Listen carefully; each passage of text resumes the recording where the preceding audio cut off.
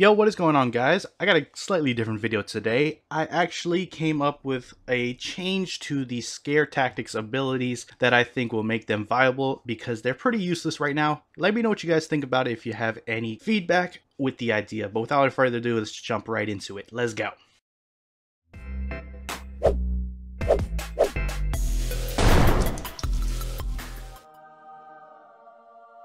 Alright guys, first and foremost, so many of you probably know that the new abilities that you get from the Unspeakable Horrors with Monday's update is extremely underwhelming, and it's pretty much useless in most cases, especially considering that the base stuns that we currently have are already not only viable, but even better in some cases. For example, they work with flanking, the new ones don't, etc. So I actually have a change that I think will make it pretty good. Let me know what you guys think about it if you have any concerns or whatever. But for the sake of this video, I'm going to be referring to the new abilities as scares instead of stuns. It's going to make more sense why I'm calling them that later when I talk about how I want to change it, but also to avoid confusion. So anytime I refer to stuns, I'm talking about the old stuns like impact and tight bindings. When I'm referring to the new ones, I'll call them scares. So I'm not going to go into much detail as to why stuns are already better than scares by most means. Many other YouTubers have already talked about the topic, so just watch any of those if you have any curiosities about it. But mainly the only thing that scares add is the knockback. And the only situation where I feel like knockback is important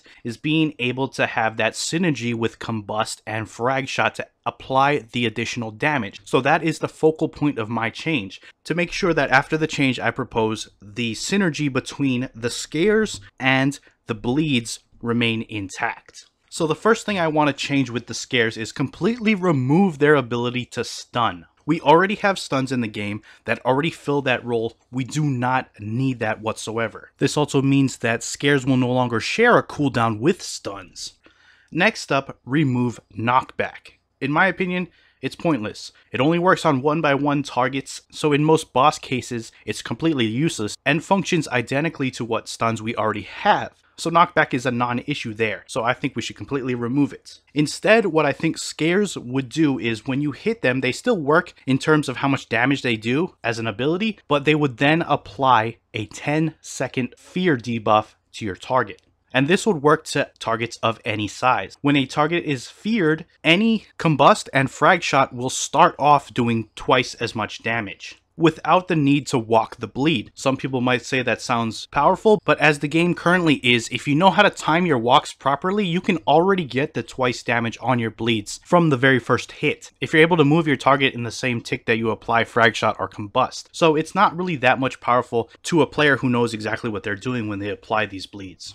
This also means that since feared is applied to the monster, players in group situations, whether you're a ranger or a major, can benefit from fearing a target. Only one person needs to fear it, and then both the ranger and major can get benefits from their combust and frag shots. Not only that, I feel like the bleed needs to have incremental damage increase with each hit until the bleed runs out. So for the very first hit, it'll do something like, say, 2 times damage, the next hit 2.1 times, 2.2, 2.3, and onward until the bleed is done. This will by far make it a much better option than walking your target. Now you might ask, why would I apply this increased damage? Simply because when you use any of your scares, it's a fairly weak ability with 100% weapon damage, at least for the basics, and most high-end players would say, why use a scare when I can use a much higher damaging basic ability and then just walk my bleeds? Essentially, I would get more DPS out of that encounter when I forfeit a scare to do any higher damaging basic. So that's why I chose to have it incrementally increase the bleed damage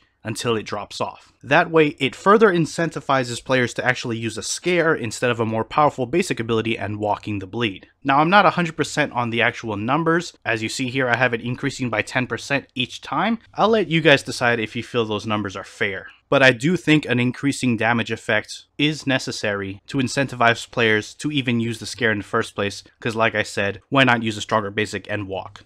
As far as the threshold versions, they already have a higher base damage, so I think that's fine in and of itself. And then either one of two things can happen. They can apply fear for even longer than 10 seconds that the basics apply it for, or they can start off at a higher base damage for the frag shots and combusts. For example, where the basic ability starts at 2 times and increases 10% every time, the threshold may start at 2.2 times damage and increase further higher that way. So let me know what you guys think about that proposed change. It means you'll actually be able to apply the increased damage to even stationary targets like Yakimaru. Obviously, any bleed that somebody else applies over yours will take priority, just as bleeds do now, so it's not changing any of those functionalities. And I think I encompassed the whole thematics of scare tactics with the abilities, being that I've actually integrated scare tactics as part of the way the mechanics of these abilities work. And it retains the synergy with Combust and Frag Shot while also having functionality compatible with group bossing. So again, let me know what you guys think of that proposed change. Do you think it's great? Anything you want to tweak about it? Just let me know in the comments below. I'd love to hear your thoughts. Anyways, that's it for the video. If you enjoyed it, hit that like button. If you're not subscribed yet, you want to stay up to date on all things RuneScape related, then hit that subscribe button. Anyways, I appreciate you guys watching. I am out. Peace.